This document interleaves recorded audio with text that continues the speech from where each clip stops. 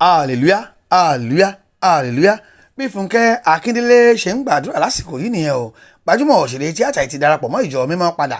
Ó lóun kò ní ṣe ìsáǹsámọ̀ ìjọ mímọ́ láti ọ̀run wá kọjá ohun tí èèyàn kò lè máa jàǹfààní oore ọ̀fẹ́ àti iṣẹ́ ìyanu tó ṣẹlẹ̀ níbẹ̀ lásán. Òun ṣetán báyìí láti máa polongo ìpè bàbá ọ̀ṣọ́fà tí gbogbo àgbáyé yóò sì rí pé níbẹ̀ gan ni ìyanu Olúwa ti ń ṣẹlẹ̀ dáadáa. Ṣé ní Sunday ọ̀sẹ̀ yìí náà ni fídíò kan gba ìgboro kan. Ṣàdédé ni àwọn èèyàn rí Funke Akindele nínú sùtánà. Irọ́ ni o, òótọ́ ni o, bí àwọn èèyàn ṣe ń lọ́rọ̀ ọ̀hún mọ́ra wọn lọ́wọ́ nìyẹn o. Ṣùgbọ́n òṣèré tíátà yìí pàpà fúnra ẹ̀ tẹnubọ làbárè bẹ́ẹ̀ ló ṣe ọ̀rìn kìnìún àlàyé ohun tí kò yé ọ̀pọ̀ èèyàn tí wọ́n ń ṣe fàǹfà lórí ọ̀rọ̀ òun. Ǹjẹ́ kí ni Funke Akindele wí? Kí ló sọ pé ó ṣẹlẹ̀ sí òun tí òun fi padà wọnú ìjọ sẹ̀lẹ̀ lọ níbi tí ìmọ́lẹ̀ méje, Máíkẹ́lì mímọ́, èdìdì méje àti àwọn màláìkà ti ń dábí ẹnu tí wọ́n ń rọ̀ bí òwe. Funke Akindele nínú ọ̀rọ̀ ẹ̀ sọ pé ọmọ ìjọ sẹ̀lẹ̀ pọ́nbélé ni òun ṣe láti kékeré òun wà. Bẹ́ẹ̀ ló fi ti àwọn ṣọ́ọ̀ṣì kan ní Agídìngbì, Mile 12, Ògùdù, Alápẹ̀rẹ̀, Olúṣosùn, Ọgọ́ta nílùú Èkó ṣàkàwé ọ̀rọ̀. Ohun tí obìnrin yìí sọ ni pé ní gbogbo àsìkò tí òun bá ti ní ìṣòro kan tàbí òmíì, ṣọ́ọ̀ṣì sẹ̀lẹ̀ ni òun máa ń sálọ tí wọn yóò sì gba òun ní àgbà tán. Ṣùgbọ́n ní báyìí ìsáǹsá ti kúrò nínú ọ̀rọ̀ tòun. Òun kò sá kiri mọ́ nínú ìjọ sẹ̀lẹ̀ lòun yóò ti máa ṣe dáadáa tí gbogbo rere ayé òun yóò sì máa tẹ̀síwájú.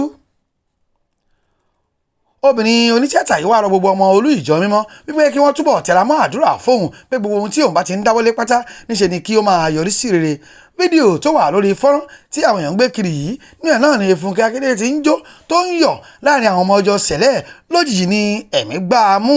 Bẹ́ẹ̀ ni ìyá àbèjì wọnú ẹ̀mí lọ. Ó jíṣẹ́ o. Bẹ́ẹ̀ ni ó rí ohun tuntun.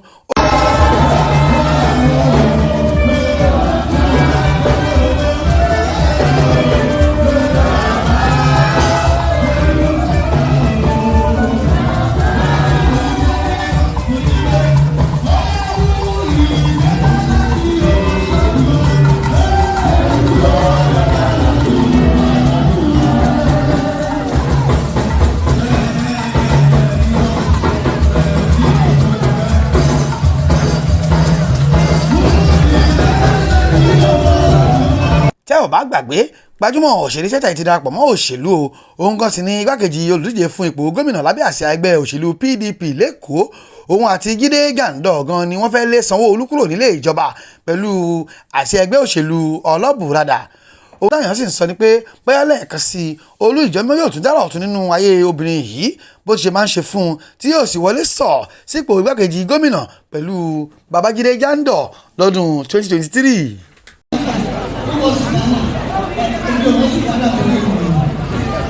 I was born and raised in Celeste.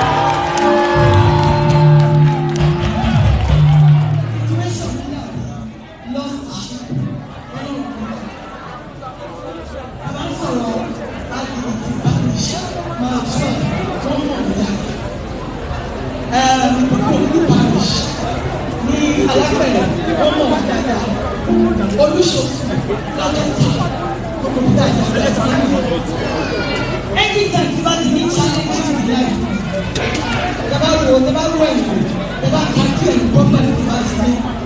You want to take yourself. But quietly, you want to follow along. In fact, don't know. Come on, Lolade. Come on, Shisheko. Be magic on the airport. Hallelujah. But it's like enough is enough. Stop hiding. Amen.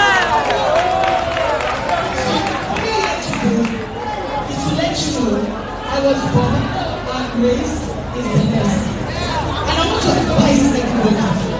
The company will never be away and not be so long.